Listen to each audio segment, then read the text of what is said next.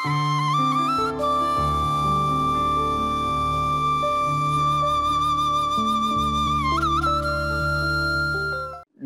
தொலைக்காட்சி பார்வையாளர்கள் எல்லோருக்கும் இனிய காலை வணக்கம். நாம் ஒவ்வொருவரும் இன்றைய நாள் நல்லதாக விடிந்திருக்கு, நாம் நல்லதாக பயணிக்க வேண்டும் என்று சிந்தித்துக் கொண்டிருப்போம். அதற்கான வேலை திட்டங்களும் நீங்கள் ஏற்கனவே வடித்திருப்பீர்கள். இன்று இன்ன நல்லது செய்ய வேண்டும் என்று தீர்மானித்திருப்பீர்கள். அந்த வகையிலும் நாங்களும் உங்களுக்கான ஒரு நல்ல கருத்தினை பரிமாற உங்கள் முன் வந்திருக்கின்றேன். பேருக்கு வாழ்வது வாழ்க்கை இல்லை, ஊருக்கு வாழ்வது தோல்வி இல்லை என்பது கவிஞர் வைரமுத்து என்றவர் தெரிவித்திருக்கு. அதனை இன்றைய தலைப்பாக கருதி கொள்ளலாம். அது என்ன பேருக்கு வாழ்வது, அது என்ன ஊருக்கு வாழ்வது, இது உங்களுக்குள்ள ஒரு அசை போடக்கூடிய கருத்தாக இருக்கலாம். வாழ்கிறோம் என்பதாக கருதி கொண்டு எண்ணிக்கொண்டு வாழ்வது பேருக்கு வாழ்தல். ஊருக்கு வாழ்வது என்பது ஊர் நடைமுறையில் மாற்றாரும் மகிழ்ச்சியாக வாழ்கின்றனர், முன்னேறி கொண்டிருக்கின்றனர். அவ்வாறு நாங்களும் மகிழ்ச்சியாக முன்னேறி கொள்ளக்கூடியதாக சமூக ஏற்றத்தாழ்வுகளுக்கிடையேயும் நாங்கள் எங்களோட துணிச்சலை வரவழைத்து வாழ்ந்து காட்டுகிறோம் என்பதுதான் ஊருக்கு வாழ்தல். அப்படி நாங்கள் வாழ்கிறோமா என்று எண்ணி பாருங்கள்.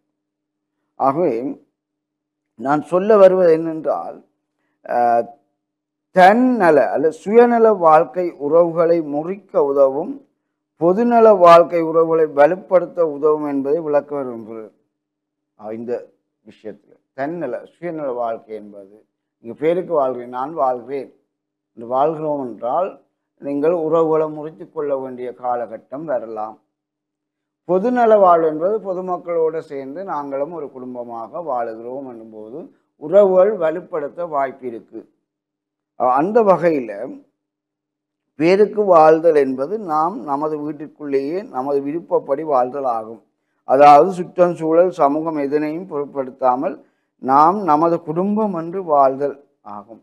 ஆகவே நாம் வாழுகிறோம் என்ற பெயர் இருக்கும், ஆனால் ஆபத்து அண்டையலர் உதவ யாரும் இருக்காயினும், தெருவில் விழுந்து இருந்தாலும் தூக்க யாரும் பெறாயினும், யாரோ இவரோ வந்து இவரும் திரும்பி பார்க்காம போக வாய்ப்பு இருக்கும். ஏன் என்று சொன்னால், பணம் இருக்கு, படிப்பு இருக்கு, ஆனால் அவை எங்களுக்கு முதலீடாக இருக்கலாம் வாழ்வதற்கு.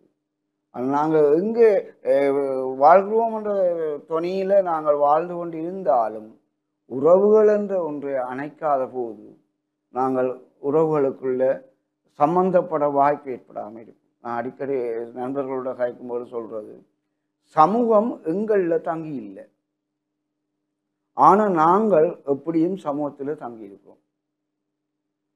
சமூகம் இன்றைக்கு நான் இல்லாட்டி இன்னொரு ஆளை தூக்கி பிடிக்கும்.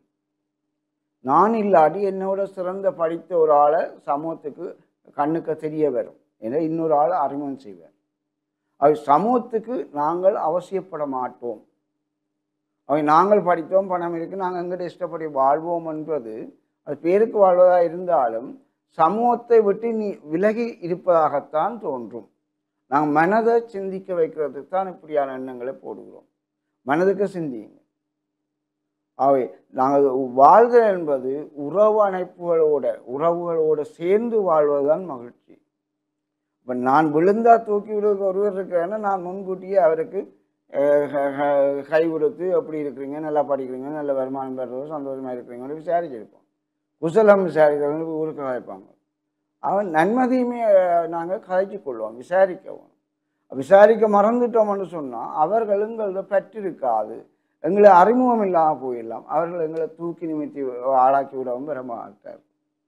அவை ஊர் என்பதை பார்க்கும்போது அடிப்படையாக சொல்வோம், அண்டையில தேவை என்ன, சமய பண்பாடு, ஒழுக்கம் பணி, சமத்துடன் ஒத்துழைத்து வாழ்வதுதான் இந்த ஊருக்கு வாழைக்கு கவனிக்கப்பட வேண்டிய விஷயம். அந்த ஊருக்கு வாழ்க்கைக்கு ஆபத்து என்றால் ஆளாளுக்கு ஒத்துழைக்க வருவார்கள். மற்ற கஷ்டம் நஷ்டம் என்று சொன்னால் தோல் கொடுக்க முன் வருவார்கள். ஆகவே கிணற்று தவளை போல நான் படித்தேன், எந்த பணம் இருக்கு, நான் எந்த இஷ்டப்படி வாழுகிறேன் என்று பேருக்கு வாழ்வதன் ஊடாக ஆபத்து நெருங்கிய போது தான் நாங்கள் உணரப்போகிறோம் ஊரென்ற சமூகம் தேவை. அந்த ஊரென்ற சமூகத்தோடு அணைந்து நாங்கள் வாழ துணிந்தோம் என்றால் ஊராக்கள் என்ற ஒத்துழைப்போடு நாங்கள் ஆபத்திலிருந்து விடுவித்து கொள்வதோடு நல்ல காரியங்களை நாங்கள் சிறப்பாக அமைத்து கொண்டு நாங்கள் நோய் நொடி வராமல் மகிழ்ச்சிகரமாக வாழ முடியும் என்று கூறிக்கொண்டு விடைபெறுகின்றேன். வணக்கம்.